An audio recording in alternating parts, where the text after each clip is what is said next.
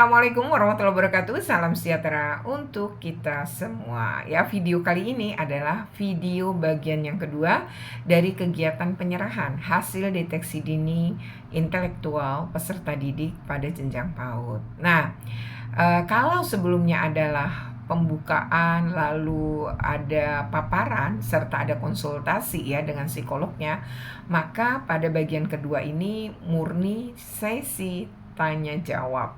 Jadi para orang tua bertanya dan tim psikolog menjawabnya. Nah, seperti apa nih ya videonya? Mari kita simak dalam video berikut ini. Tapi sebelum, jangan lupa untuk di like, share, comment, and subscribe. Bagi yang belum subscribe, segera subscribe untuk terus terupdate dengan video pendidikan anak dan kulineran.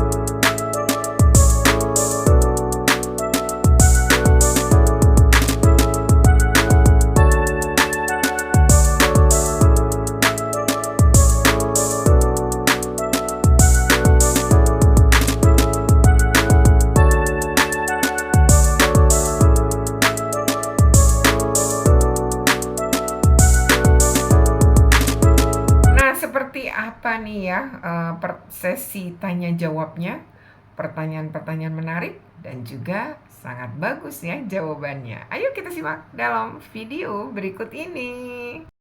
Jadi kayak ada beberapa grup yang kurang jelas, itu mungkin buat rekomendasi di kitanya gitu, ngajarinnya itu kudu gimana gitu. Saya tidak merespon, jadi saya mewakili. Jadi yang saya baca di sini memang kebetulan dia anak didik yang saya ajarin, usianya 5 tahun, tapi hasil di sini dia kematangannya berapa? Kematangannya 3 tahun. Memang pasti tidak bisa menulis. Tidak bisa menulis, tidak bisa membaca, tidak mau bicara. Ya, jadi kami memang kesulitan untuk berkomunikasi kepada anak. Kata ibunya di rumah, dia sih ngobrol sama mamahnya. Ngobrol dengan berbicara beda loh. Bicara dengan ngobrol itu, kalau ngobrol sudah lebih dari bicara. Iya, mamanya sih bilang dia cerewet bu di rumah gitu. Tapi cerewetnya bagaimana itu seperti apa sih kurang tahu. Tapi memang pada kesempatan saya pernah melihat dia bilang sama mamanya, mama kesini, mama kesana gitu. Cuman gitu dong, tapi bilangnya ke mama. Tapi kalau bu guru yang bertanya, dia tidak mau menjawab gitu. Jadi kita di kelas pun bingung harus apa kepada anak gitu. Jadi mungkin ibu bisa menyarankan kepada saya gurunya, atau nanti pun saya bisa menyampaikan, nanti orang tuanya kan tidak hadir nih, mungkin saya bisa menyampaikan sesuatu gitu kepada orang tuanya, karena memang orang tuanya itu di rumah kerja, diasuh sama neneknya. Jadi gitu. Kalau di sini kan ada siapa? Coba Mas lihat Stefano di bawah halaman terakhirnya. Kayaknya bukan saya soalnya. Saya hafal. Bukan ada lagi ya. Oke, ya gimana Bu? Di sini kan disarankan kalaupun toh misalkan harus sekolah di SMP tipe Q itu kalau di Jakarta Utara sendiri Air mineralnya habis. Misalkan nih dari kami belum ada tenaga ahli yang mumpuni untuk membimbing anak dari Stefano, itu kita kemana gitu dengan SLB tipe Q tersebut. Terima kasih. Sampai 2 bulan. Ini kan harusnya kan yang kita ajarkan itu di umur 5 tahun sampai 9 bulan. Berarti selama ini saya ngajarin ke Aisyah itu salah apa enggak, kayak mengajarkan membaca, terus matematika gitu, kayak penjumlahan gitu, itu Enggak apa-apa. Enggak apa-apa. Tapi kadang dia juga agak capek dia. Hmm. Dia agak capek karena itu bukan saatnya, karena dia harus belajar materi 5 tahun dulu. Ya, kita harus merangsang anak sesuai dengan umur mental, GA itu ya. Ya, Bapak Ibu harus mengajarkan anak mulai dari anak usia GA-nya itu. Kalau misalnya 3 tahun, ajarkan anak 3 tahun ya Bapak Ibu. Itu memang kita melakukan cek pada anak. Oh gitu. Nanti raw score itu kita masukkan ke skalanya, skala Wechsler, ya, supaya nanti diubah di skala itu anak ini berada dalam kondisi apa. Raw score itu hasil anak. Hasil anaknya. Kalau skala skor itu Perhitungan dari psikolognya. Oh, psikolognya. Skala normal. Tadi sih malah saya bacain cuma aja yang agak kurang Kurang paham. paham itu aja. Iya. Mungkin perlu dijelaskan. Sangga itu tuh sekolah SLBC ya Bu ya, untuk anak yang berkebutuhan khusus di tunagrahita intelektual. Diagnosanya. Anak saya juga ya alhamdulillah sih sekolah di PAUD Arwana juga ada kemajuan, sekolah di tapi ikutin sampai ini Sudah. belakang cuman kita belakangnya doang ya minta itu enggak masalah oh bisa Usia berapapun bisa, Bu. Udah 6 tahun 7 bulan Bisa, Bu. bisa Bu. Karena Atau kategori dilampirkan hasilnya ini dibawa ke klinik. Ini sudah kami lakukan deteksi ini ya, anaknya seperti ini dan ini harus mendapatkan ABA behavior, tapi kepatuhan.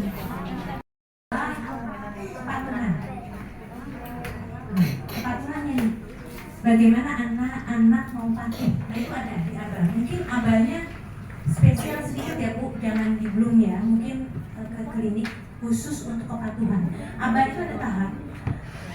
Yang pertama yang harus dilatih adalah anak patuh. Ini khusus untuk ADHD. ADHD itu merangsang kepatuhan itu bagaimana saat dia duduk diam. Ada biasanya anak ABA itu ada kursi khusus. Dia nggak bisa bergerak, dia harus di situ, ya. Itu ada nggak di Bloom? Berarti harus klinik ya, ABA yang pertama yang harus dirangsang kepatuhannya. Nah kepatuhannya ini kalau sudah patuh otomatis bisa. Nah ya baik.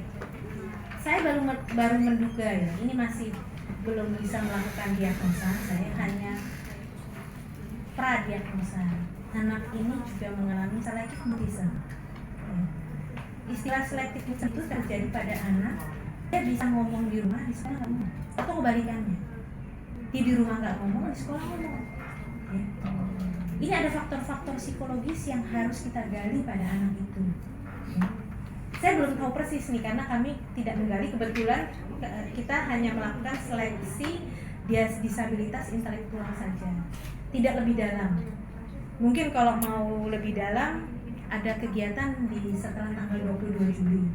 Nah, selective mutism ini penting pada anak-anak tertentu, mungkin ada masalah lingkungan, ada masalah yang berkaitan dengan sensitivitas dirinya pada saat dia berinteraksi dengan lingkungan.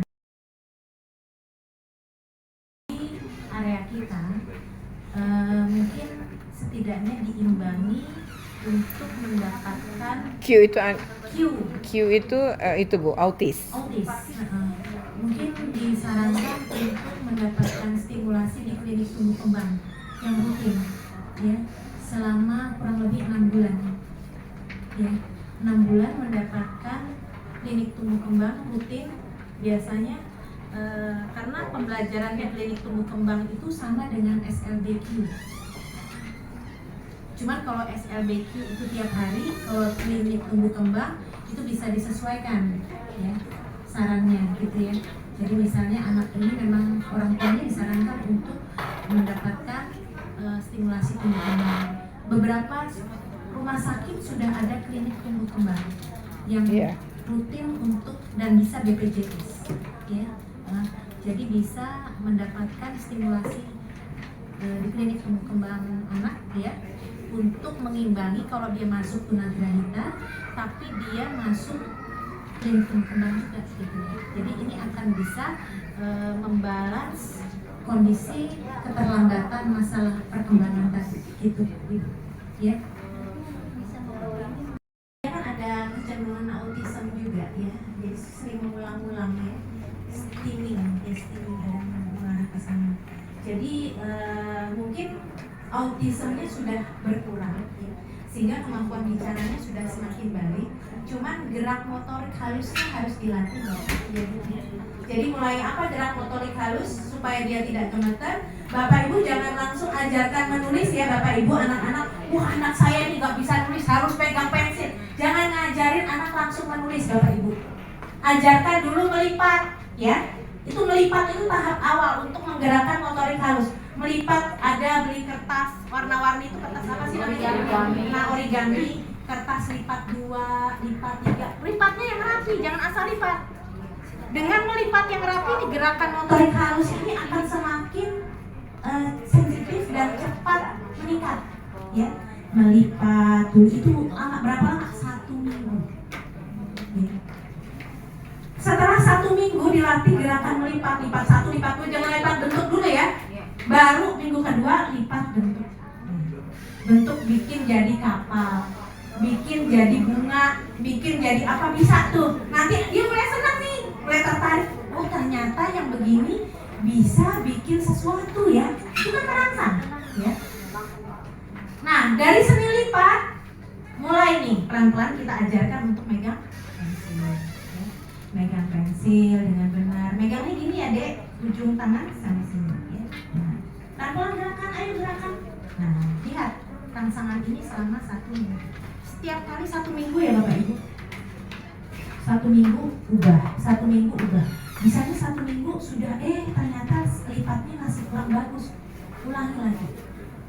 Ini harus sabar dan telaten Bapak Ibu untuk mengajarkan sampai dia bisa menggerakkan pensilnya dengan baik. Saya yakin ini pasien saya sudah banyak yang sembuh dengan kondisi ini, masalah ini.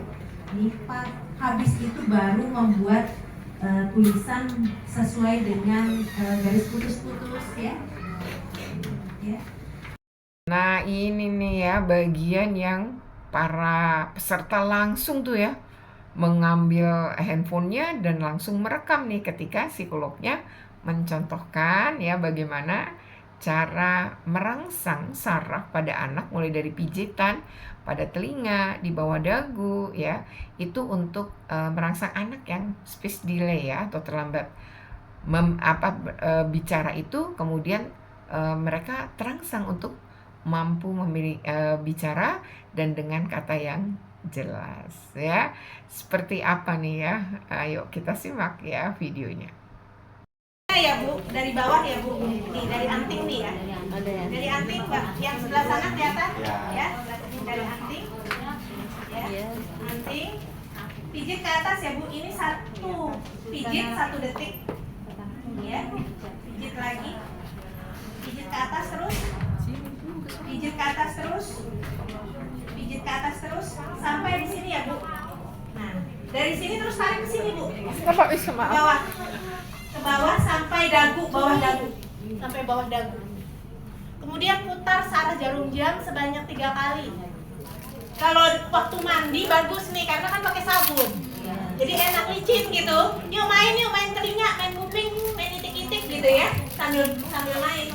Nah, pijit, terus. Tarik dari sini, akhir telinga di sini, akhir apa sih ini namanya nih ya. Nah ini kan nah ini ditarik ke bawah ya Bu sampai sini. Oke ya, demikian video sesi tanya jawab yang seru banget. Bagaimana para orang tua itu antusiasnya sejak awal gitu ya. Kalau kita menyimak video berikutnya itu para orang tua sudah menyimak betul paparan, kemudian juga menyimak ya konsultasinya gitu ya dengan baik. Dan satu hal lagi ya, para orang tua kemudian juga banyak sekali yang bertanya kepada tim psikolog ya. Nah itu hal-hal yang menurut saya gitu ya, saya juga banyak belajar loh. Jadi banyak hal yang saya ketahui gitu ya. Kayak misalnya bagaimana psikolognya itu menjelaskan atau mempraktekkan cara merangsang saraf anak untuk dia bisa bicara, mulai dari pijitan pada telinga, kemudian searah jarum jam itu di bawah dagu gitu ya, dan juga ada meniup lidah ya, untuk melatih lidah gitu dengan cara meniup gitu ya. Itu hal yang juga baru saya ketahui gitu, dan saya yakin ini sangat bermanfaat juga bagi para orang tua. Makanya mereka menyimak dan mengikuti hingga akhir ya. Dan sesi tanya jawab ini juga sangat seru kan? Oke, demikian ya. Semoga ini bermanfaat. Jika bermanfaat, jangan lupa untuk di like, share, komen, and subscribe. Bagi yang belum subscribe, segera subscribe untuk terus terupdate dengan video pendidikan anak dan kulineran.